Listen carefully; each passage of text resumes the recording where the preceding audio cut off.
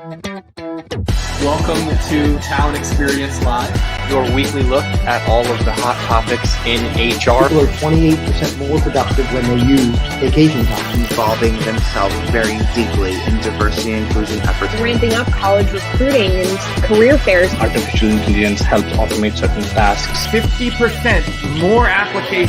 How do you make your company culture still stand out? What does that look like in this new virtual world?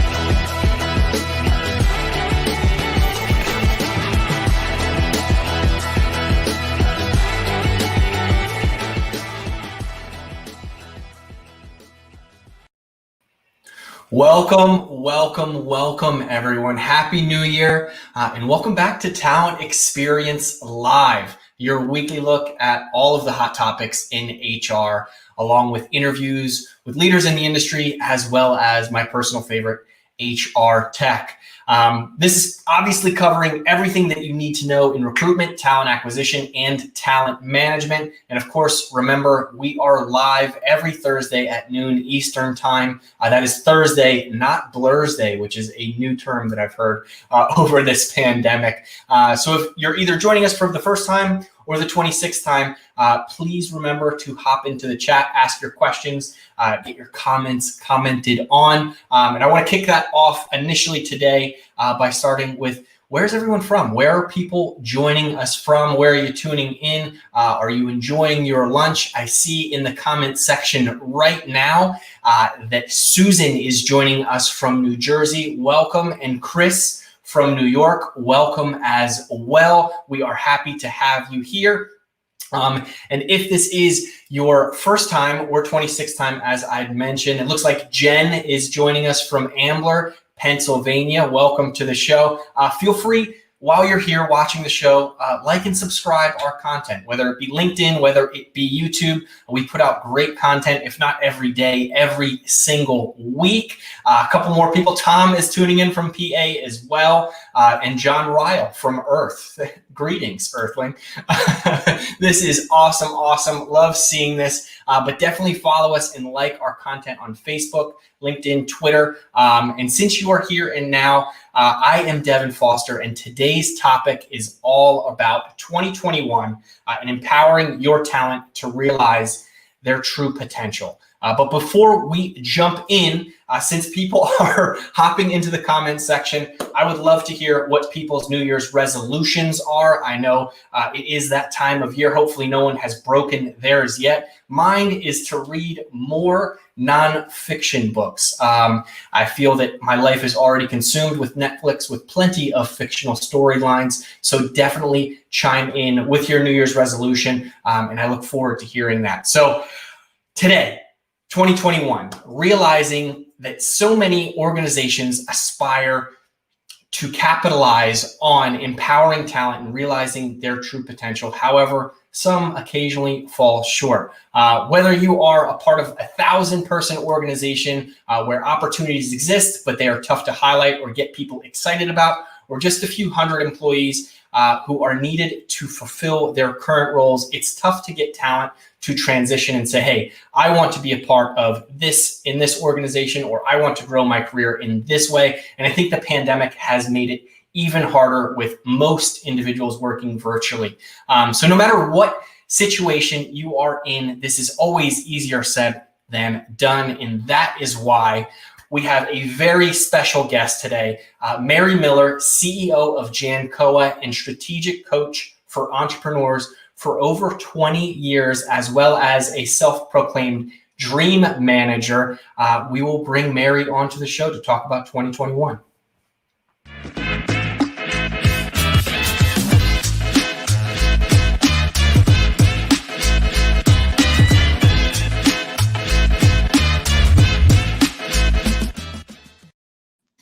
Welcome, Mary. How are you? I'm great. How are you, Devin? It's good to be here. It is great to have you. I'm doing well as well. I'm going to ask you what your New Year's resolution is. And I see Tom Tate also chimed in, joining us from Pennsylvania, that he is going back to pen and paper note taking. Doesn't necessarily sound to be the most effective, but if it works for you, it works for you. What about you, Mary? What is your New Year's resolution? To make 2021 better than 2020. I do select a word more than resolutions. Okay. So my intentional word for 2021 is embrace. To embrace the change, embrace the goals, embrace the dreams, and go after, do the best I can with everything in those areas. That is awesome. I love that idea of embracing a word and really trying to live it throughout the rest of the year, as long as you choose the right word, I think. And it sounds like No embrace doubt. is the right word. Awesome. So, Mary, for those who are joining us now, what is your background and your current role, and how did you get to become the CEO of JANCOA? Okay, I will make a long story very short and less boring as I can. My husband started JANCOA Janitorial Services when he was 19 years old. It wasn't something that he ever dreamt of doing. His father died from heart disease, and he was going to the University of Cincinnati. And when he died, Tony left university, where he had been cleaning bars for extra money to pay his bar tab. And he took that experience and created the company to clean offices and dirty buildings, and it supported his mom and 3 siblings. And that was in 1972. I joined him in 93. And at that time, we had 65 part-time employees. And pre-COVID, we were up to 650 full-time employees. So we've been very blessed. We are a family business. We have 3 members of our family and lots of clusters of families that work within our business.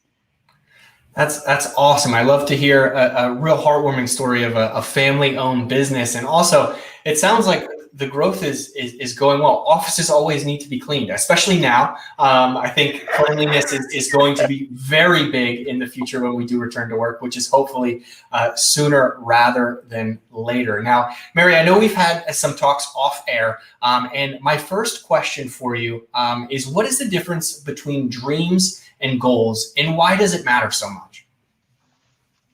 That's a popular question, and that's something that we focus on a lot. Because if you think about it, goals are tactical. Those are tasks that you have, and that always feels good and build your energy when you can do the check mark in the box that you've accomplished something. But when you think about it, when you talk about dreams of building your career, of home ownership, expanding a family, there's always a high level of emotion connected with a dream. And to achieve the dream, the ideal of a great quality of life, there's goals on the way to do that. So the dream is the big ideal of the quality of life and what you want to have in your life. And the goals are the tactical components you do to move toward achieving those dreams. So it's emotion, task, and that kind of divides the two. I really like that sentiment, because when you think of an overarching dream, right? Occasionally the goals will change along the way. When we think of 2020, all of our goals changed, right? I know I had goals of getting outside and running more. That changed over the course of the pandemic because of restrictions. But the overarching dream of mine to have better fitness never did. My goals just changed to get there. So I think that is a great explanation. And when we talk about change and the change of goals, you mentioned that JANCOA was no exception to change over 2020. How much changed in your organization since March, and are they continuing to happen today in 2021?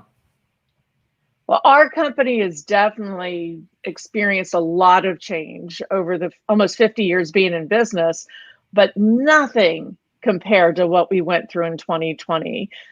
The information kept changing. How we could do things kept changing. You know, we are a service business, and trying to get people and keep them safe and happy and taking care of our customers in the community. We were changing regularly. My son-in-law is our COO, and there was a period of time, at least 6 weeks, where it felt like he was getting 20 to 30 requests and changes of scope and different information from CDC and everything. It just kept changing, and we became pivoters. It was something that we became very good at. And we have to communicate with our customers, communicate with our team members, and with the larger point of the community, so people knew what we were doing and what we were about. So it's change has been a big thing. Actually, in the book I wrote, Changing Direction, that came out like 12 years ago, the number one chapter is embrace change. And we've always had to do it, but it's not always the easiest thing to do. But that's when you start really differentiating yourself from your competition. Well, I don't know if you're up for it, but an idea just popped into my head. It sounds like in 2021, with your new word being embrace, you could have a new book on the table, Embrace Change, where you expand upon chapter 1 of your first book. But that's tremendously insightful as things change from the CDA, as different regulations came back into the picture. A lot of people have said that 2020 was a tough year, and I think that not only is an understatement, it could be the quote of the year, along with, of course, you're on mute. You're on mute. will never go away. But you've mentioned it before, that creativity is some of the most powerful tools that you can have to maintain positive momentum through some of these tough times. How have you invoked creativity, and how do you continue to be creative through these challenging times? The biggest way that I have found to figure out what you need to do is you look to see where the biggest obstacle is. And through Strategic Coach, Dan Sullivan and his partner, Bav Smith, are just genius at what they've designed to help entrepreneurs think differently about different things. And one of their most popular tools is the strategy circle, where you really look at what are the obstacles. What are the results you want to achieve once you eliminate those obstacles? What's the project? What will it look like at the end? And you just give yourself permission to make a list of all the things that are in the way to prevent that from happening. And then you, one at a time, what's one step that you can do to move toward eliminating that obstacle? And that's become part of our DNA and how we do things. We don't ignore, avoid the obstacles, even though they're ugly and painful most of the time, but that's where the biggest opportunities lie. In our industry, janitorial industry, the average turnover rate is 400 to 500% annual. And back in '93, when I joined my husband in this business, we were an average business with part-time employees, and we were right there at 400 or 500% turnover. We actually had a consultant who was going to help us with efficiencies and process fire us because he said he couldn't help us till we fixed our people problem. So we had to be creative. That was back in '95, around that time. So we knew we couldn't just be an average business if we wanted something bigger and better. We had to embrace the change and embrace and suck it up, Buttercup, and really figure out ways to attract. So we started by asking different questions.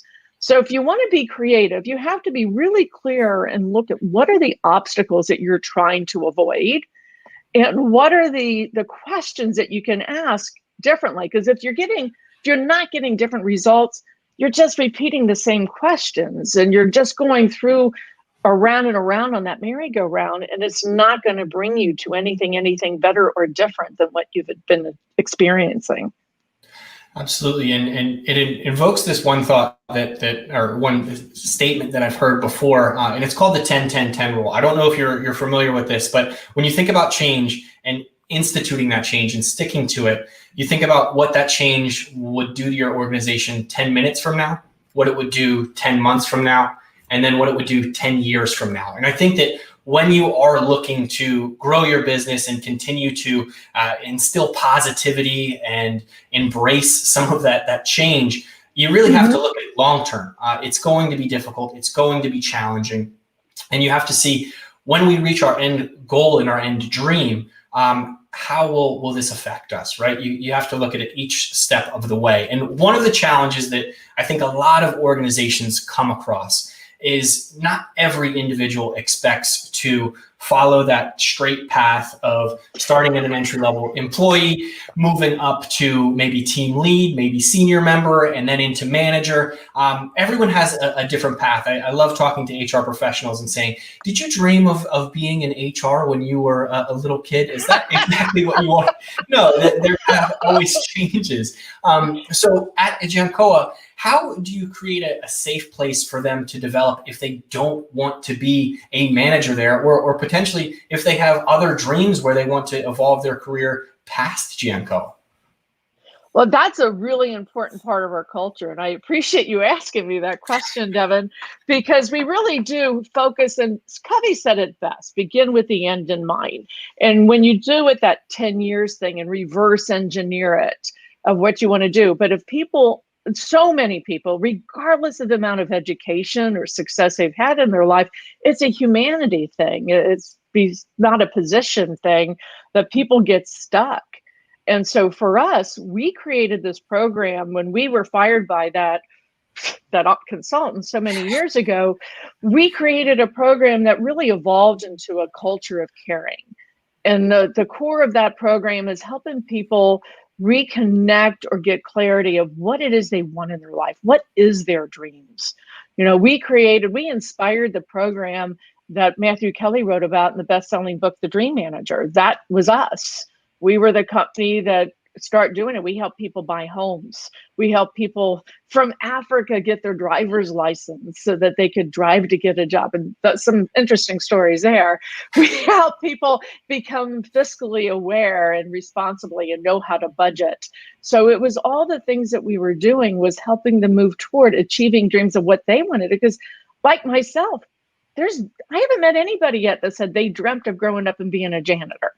It's a transitional job on the way to something else. Mm-hmm. And almost every job is transitional. We just don't always know what the options are.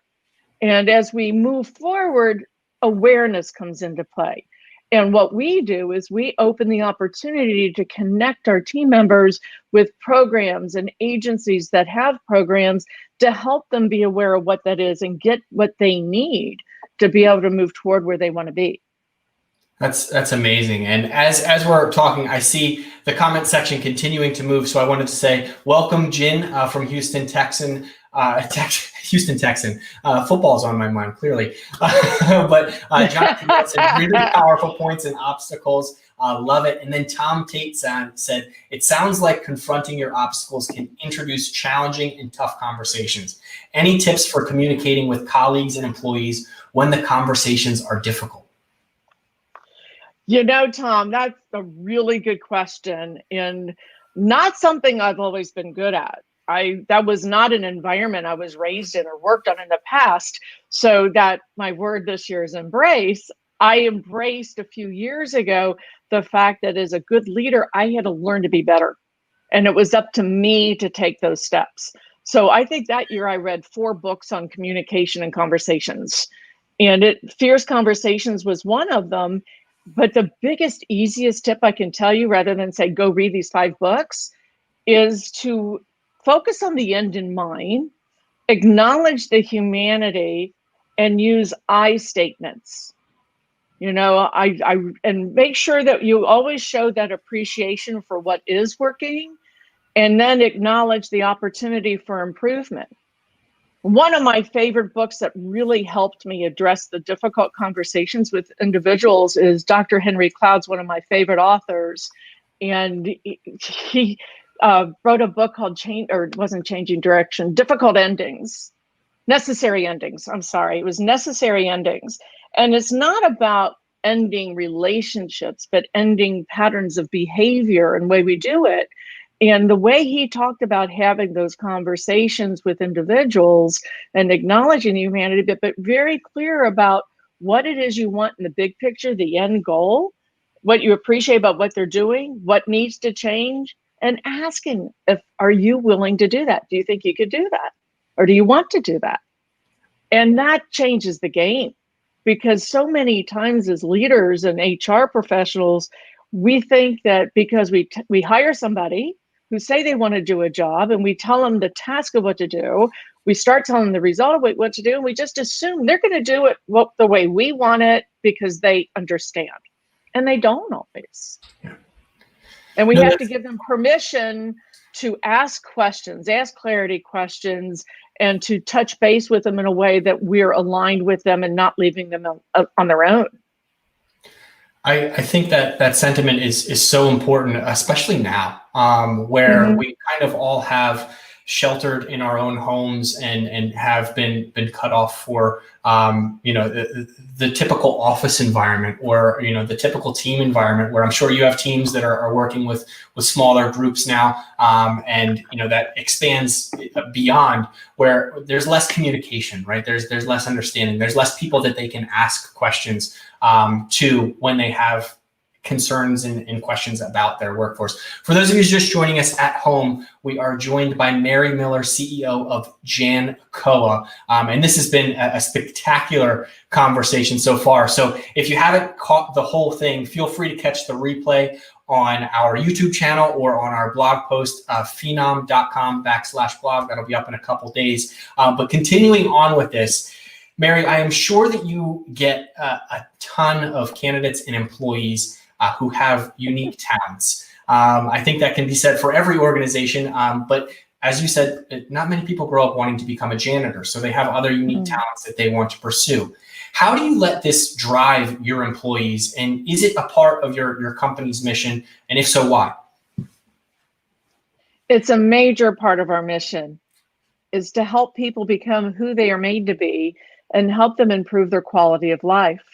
We have a young woman that's working with us at our front desk, and she applied for a position as a cleaner, and we saw an opportunity in her and it's a gift in her that we knew she would be great at the front desk. And she is so talented with the people and the follow through, with making them warm, inviting to when people do arrive to apply or deal with an issue or situation. But we've had, with her having 2 young children, having to work between the virtual classroom and the in-person classroom, we've worked with her to adjust their schedule. We have over 200 buildings that we service, so I don't get to meet a lot of our people. So we really depend on our night team to communicate with us, our night managers and everything else. And it's been amazing. We still have 500 employees. And at the end of 2020, my management team, my leadership team met with all the managers that deal with it. And there's about 40 managers now, customer service managers that see our day people that work in the night team. And we recognize the top 20 for 2020. So it's really fun when you put out there that you want to recognize, when you give your team opportunity and permission to brag on others, those are the things that build a relationship and a loyalty that opens other conversations. And then people, so when you sit and say, okay, so what do you need to do a better job? And if it was 3 years from now, what would have to happen for you to be happy? That you get a different answer than just saying, what's your dream? Because most of the time when you say, what's your dream, you get that iceberg answer. I want to win the lottery.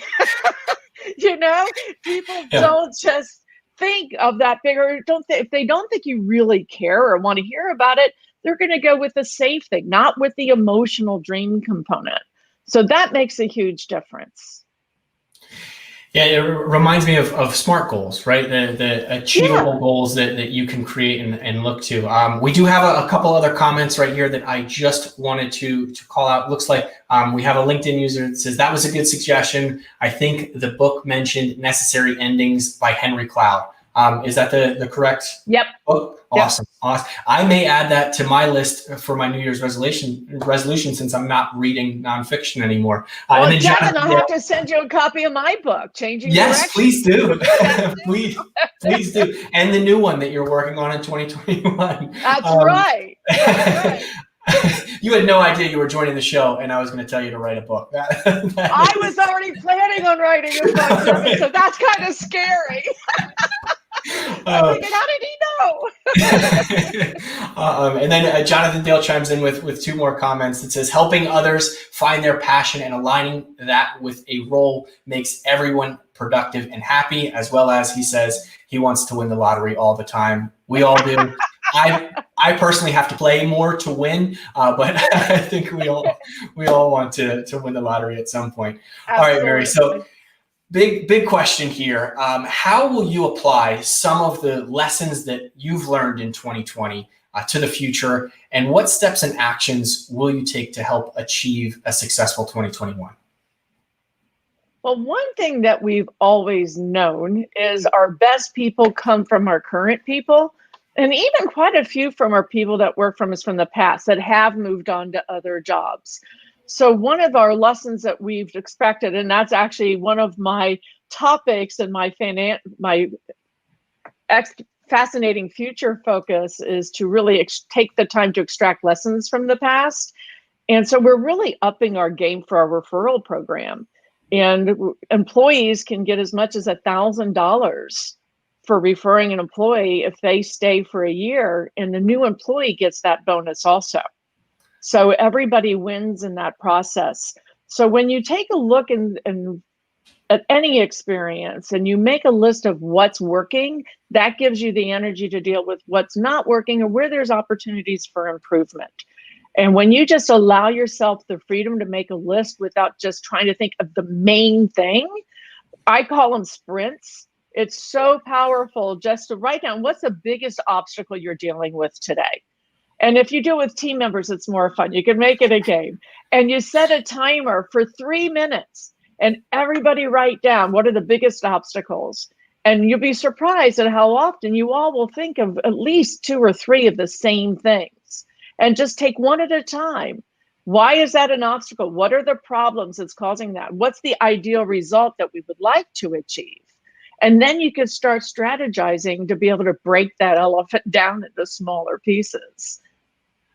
That's awesome, especially if you have multiple individuals working towards the same obstacle. Right? It feels less overwhelming, less overarching, right? Because other people feel the same way, and people want to understand that, as well as you can work together. And Jen Thomas chimes in with referrals are always so powerful. And I know that I personally was a referral to Phenom. I love my role here, and I'm so thankful that that happened. And I know so many others feel that way for every organization. So it's amazing that you are not only enticing the referrer, but also the referee. If I Yes. think that works. That's right.